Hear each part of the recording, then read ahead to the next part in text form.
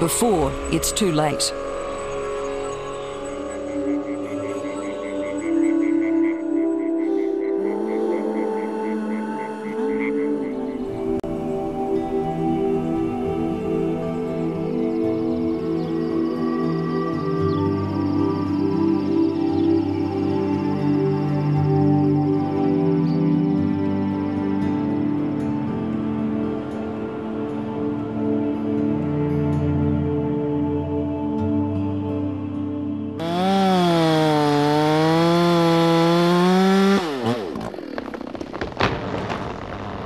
In the closing years of the 20th century, biologists across the world warned that many species of plants and animals were fast on the road to extinction.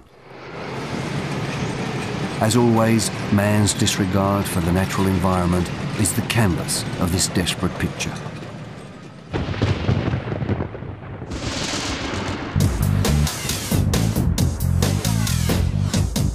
Our quest for wealth has changed the global climate in ways we are only beginning to understand.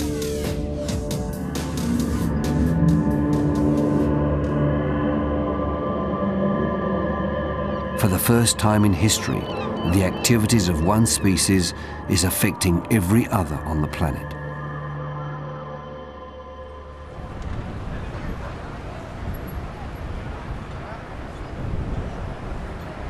The people of Denmark have always been ahead of their time.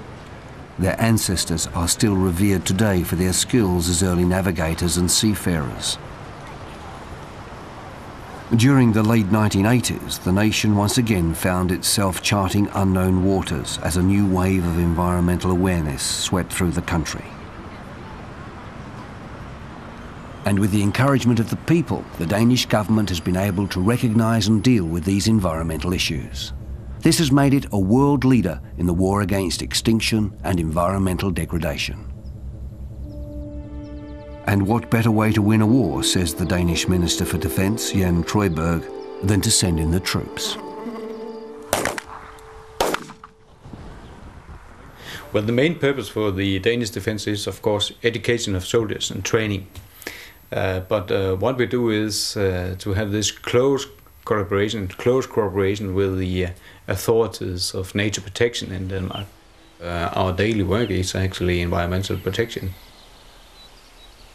We have this, whole arsenal of resources that we can put into the effort of environmental protection. So it also serves the status of the Danish defence very well.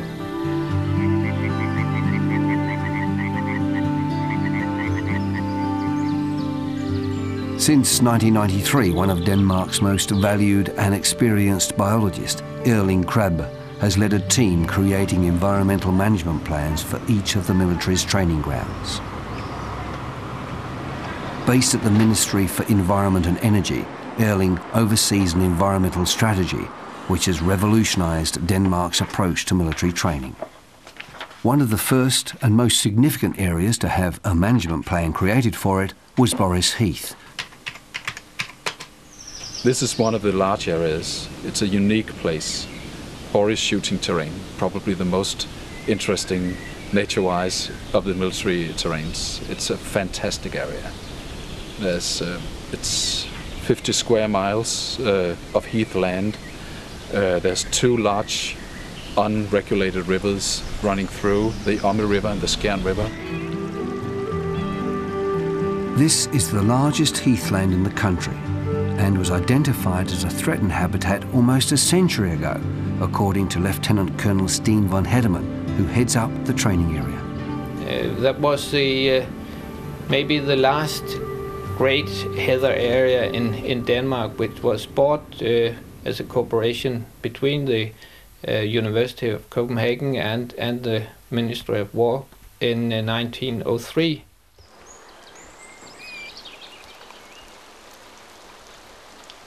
Without this early intervention, the heathland would have been consumed by farmers long ago, and creatures like this golden plover would no longer return to Denmark.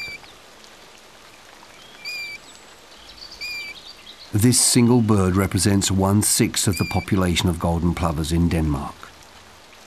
Presently, there are only 3 breeding pairs returning each year to raise their young.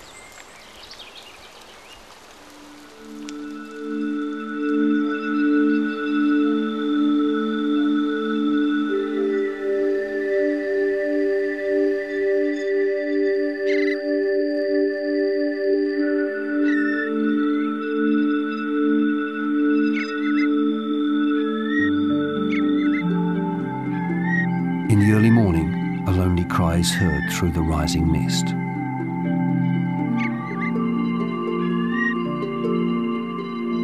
It is a curlew, and it is a busy time of year for this stately wader.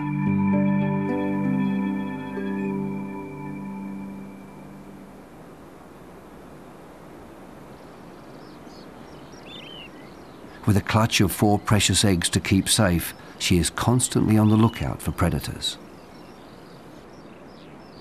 If she spots danger or feels threatened, she will try to draw attention away from her nest before it's discovered.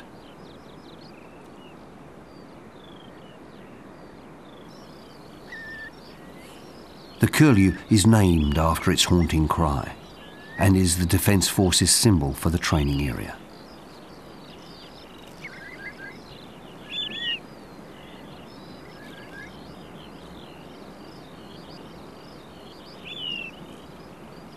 Small fires sparked by artillery shells help rejuvenate and renew many of the heathland plants, providing rare and invaluable habitats for breeding opportunities.